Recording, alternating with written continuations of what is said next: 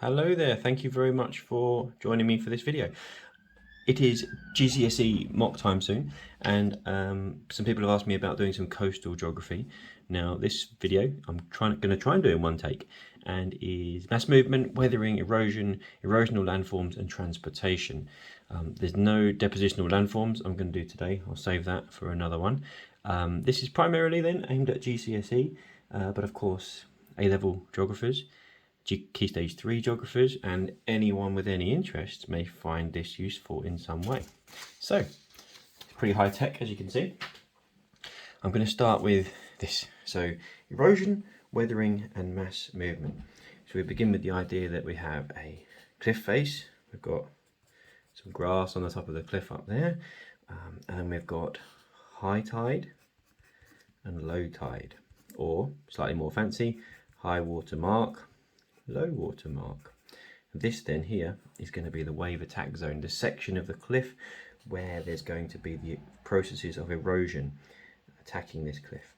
And up here, this section is going to be the part of the cliff that's going to be subject to the weathering and the mass movement. So weathering and mass movement here, which are between them the subaerial processes, and down here we're going to get our processes of erosion. And between those different types of processes, the cliff starts to get broken down. Now we'll go into what each of these means a bit more now. So weathering first then. So certainly with relevance to the AQA GCSE, there is a requirement to know about mechanical weathering and chemical weathering. Mechanical is sometimes called physical weathering, but on the specification it does say mechanical. So weathering is all about the breaking down of rocks in one place, or in situ. Okay, breaking down of rocks in one place. The first one we're going to look at is a type of mechanical or physical, and this is freeze thaw. So here I've got a chunk of rock, and let's imagine that we have this crack in the rock being filled up with water, and that water, if it were to freeze, then that goes obviously below zero, and the water is going to start to expand, and it expands by 9 or 10%, 9% I think, and therefore it puts pressure on the side of this crack and causes it to begin the process of breaking this rock apart further. But of course, doing it once isn't going to have a huge amount of impact, so it's the idea of this repeated process. And the idea of, well, this is going to happen in places where the temperature goes above and below zero many days, or quite a lot of days. So, but places where it freezes at night, essentially, where there's that diurnal fluctuation either side of zero on a regular basis. So therefore, over a period of time, with hundreds and hundreds of goes, this is going to cause the rock to get a deeper and deeper crack, and then eventually start to break up. And where one day you can see a rock, go back maybe 10 years later, and that rock is going to be in pieces. It's going to have weathered via those physical processes. Weathered, it's going to be broken down in one place or in situ. That's freeze thaw. And of course that can happen on a cliff face. So moving to another type of mechanical or physical weathering, and this one is salt weathering. So here I've gone back to a very similar diagram I had in just before, and here we've got the sea, and the waves are going to be spraying water up onto the cliff, and there might be some seawater that gets into this crack here. Now in this case, seawater is going to evaporate eventually as it dries out, maybe as the tide goes out, or as there are fewer big waves coming along a different day, so it dries out, and what's left behind, because they can't evaporate because the molecules are too heavy, is going to be the salt molecules, and those salt molecules are going to start to build up there, and you're going to get these salt crystals that are there. And over a period of time, they're going to get perhaps bigger and bigger and bigger, and they're going to start to exert pressure on this crack, causing the crack to get bigger and break up. And if we've got, in this case, let's say we've got layers of sedimentary rock with lots of other cracks in there, these salt crystals might make their way in, work their way into these various cracks in this cliff, and as a result we might end up with this cliff face starting to break up. And that of course is going to be a mechanical process, a type of weathering that's going to happen on the cliff face up there. So that's salt weathering. Where are we on next? We are on carbonation, right? Okay, and this one is not a type of physical or mechanical weathering. This is a type of chemical weathering.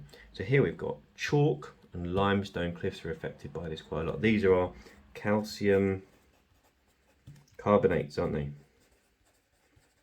Our calcium carbonate rocks. And they, when we add to them, when we add carbon dioxide in rainwater, which creates a weak carbonic acid, we get calcium bicarbonate.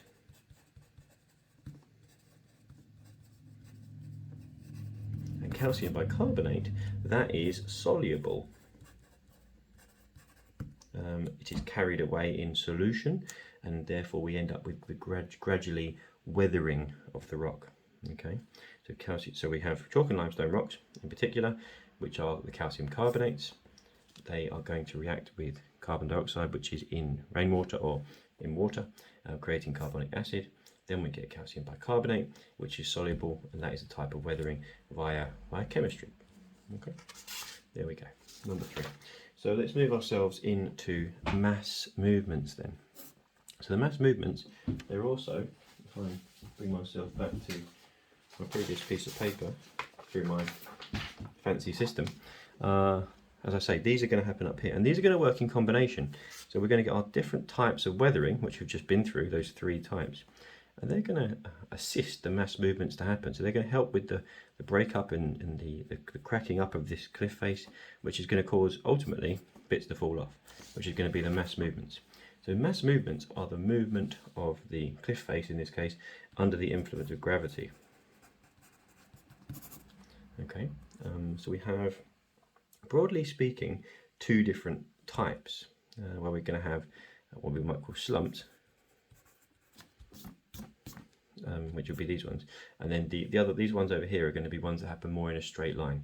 So we're going to have rock falls. So that first one up here, let's imagine we've got this block that's experienced a lot of freeze thaw we just talked through. It might eventually fall out, and that would be a rock fall coming down, therefore, onto the beach or the wave cut platform. We can also have landslides. Often we'd talk about those perhaps happening on a cliff face that isn't quite so steep, and so blocks might end up sliding themselves down the cliff face or slope in a straight line. And also mud flows, also a relatively straight line, and those are going to be often associated with saturated rock after heavy rainfall, the mud's getting and the rocks getting heavy, and as a result making their way down towards the sea. Now the slumps, those what we would call rotational slip, often linking to being saturated as well, but here we might have a curved surface around which the material is going to move. So if we have a cliff face, we might end up with movement happening around a curved surface, so that all this material up here makes its way down that way, so everything moves down, and we end up with that grass that might be at the top. The grass starts growing now halfway down the cliff, because everything has slumped down the cliff via rotational slip. So that's the type of mass movement. Now if we move ourselves into erosion, on our erosional processes, we've got A, and H, if we're going to remember those. So those are, if you know them, abrasion, attrition, and hydraulic action.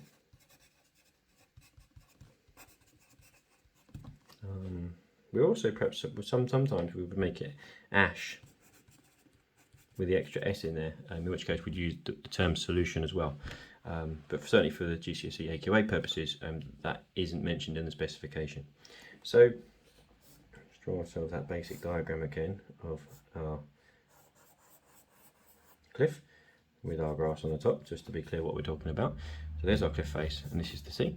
So if we're talking hydraulic action, then let's have another crack in the cliff this time again, and the waves arriving. What's going to happen is the wave is going to enter this crack, and it's going, the sheer force of the wave entering that crack is going to enlarge it and make it bigger and wider. And this is different, isn't it, to weathering, because here we're talking erosion, we're talking about movement, which differentiates this from where we're talking previously about the weathering. So here is movement, and the power of the wave enters the crack in the rock and it enlarges it, and again it might end up actually with it facilitating some mass movements. And so this is where we start to put this together, where we can think, well, actually, we're going to get weathering and erosion and mass movement all happening, kind of helping each other out to achieve the same thing, which is the moving back of the cliff recession. Okay, so the shear power of the waves getting into the crack in the rocks. In some books, you see this talked about sometimes in terms of it causing some air that's going to be trapped in that crack, that's going to be compressed by the wave entering that cliff and entering that crack. And it's the air perhaps that causes the pressure to be put on the sides of this crack, enlarging it. But either way, the water or the air, we get the idea, it does the same job. Okay, so we move into attrition. So attrition, we're going to be talking about the various rocks that we might find within the water crashing into each other. And by crashing into each other, they're going to become over time rounded and more small. So the material that, let's say, could have fallen off here previously because it was helped out by freeze thaw or it was helped out by some hydraulic action, ends up down here. That angular material over time becomes much more rounded because it's been subject to attrition, the rocks bashing together over time. And then finally abrasion, so that is going to be the rocks being thrown at the cliff face, helping to break up that cliff and again helping with recession. And sometimes we can talk about this in terms of the sandpapering effect it has on the piece of rock down here, which is likely to be perhaps a wave cut platform, which we can talk about again in a moment. Okay, so that's 3 erosional processes. Move into erosional landforms. So again, if we're talking, just have a sip of tea. Hope you're still with me. Erosional landforms, we've got headlands and bays.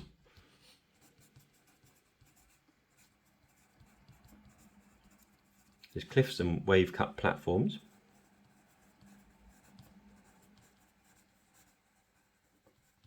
And then we've got caves, arches, and stacks, which then turn into stumps, don't they, afterwards? Okay, so start with headlands and bays. So the headlands and bay diagram, this is going to be associated with a discordant coastline, isn't it? The creation of headlands and bays, where we've got just a very simple diagram: hard rock, soft rock, hard rock. And if the waves are over here, the sea is over this side, and the waves are going that way towards this, which is our coastline, what of course we're going to get is differential erosion. Let's write a couple of these words down actually. So here we've got, it's going to create differential erosion, and I said this is a discordant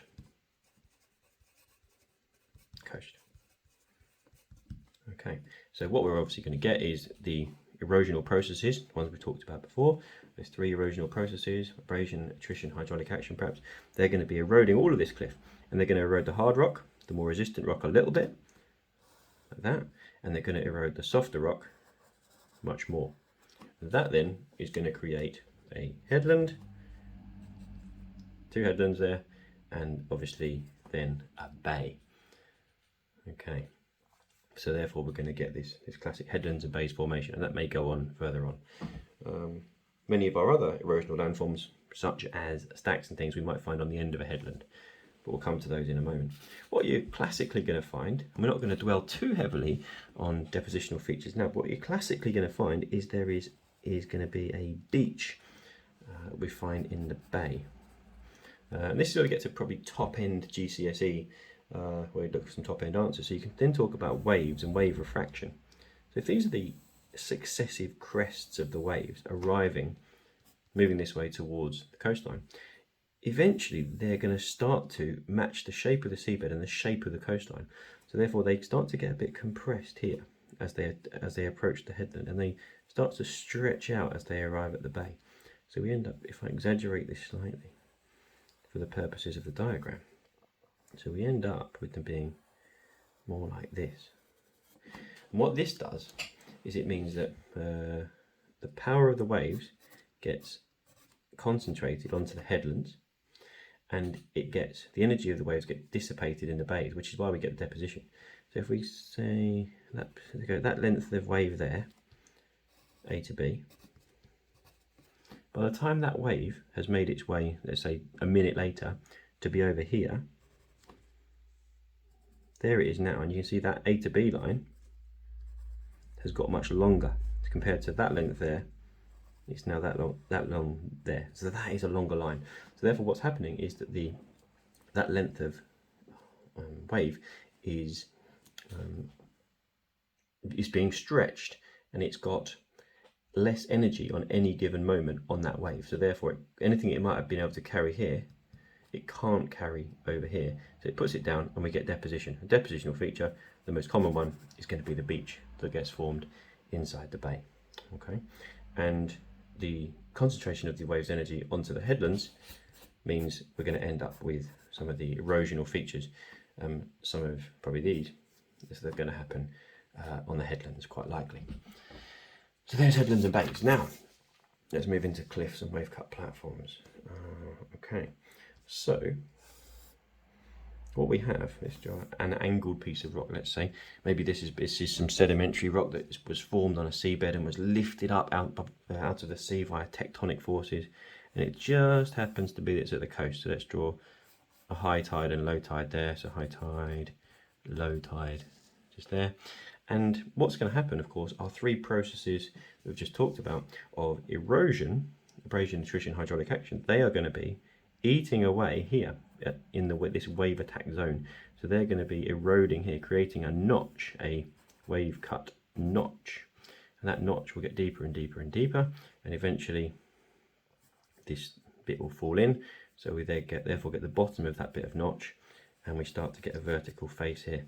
Then a new notch starts to form by those processes of erosion, and then this bit will fall away, creating a second bit of extra flat platform and a new cliff face, and then again it will repeat, and so on. This process goes on until eventually we have a notch there, a cliff face there, and draw some black grass again up there.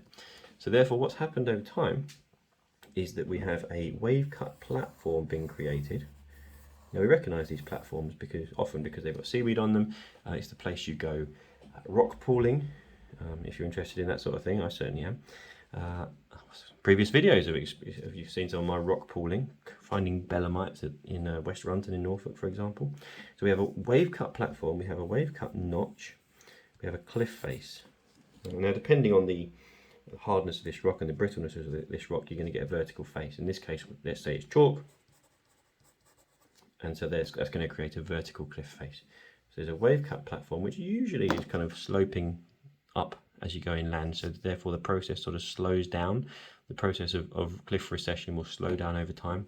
But that said, of course, we've got rising sea levels with climate change, so therefore actually that may counteract that. But here's that's the creation then of a cliff and a wave cut platform with a wave cut notch just there. There we go. Right, so cave arches and stacks. So here we've got draw a headland. There's some grass. There's a headland this way like that, and we'll draw a beach coming towards us just here. So there's the beach. There is someone with their beach towel on the beach just there. And let's draw some horizon out there. The sun is setting. What a lovely evening it is. There's a boat out on the horizon over there. There we go. But this is the headland over here, and this view comes from.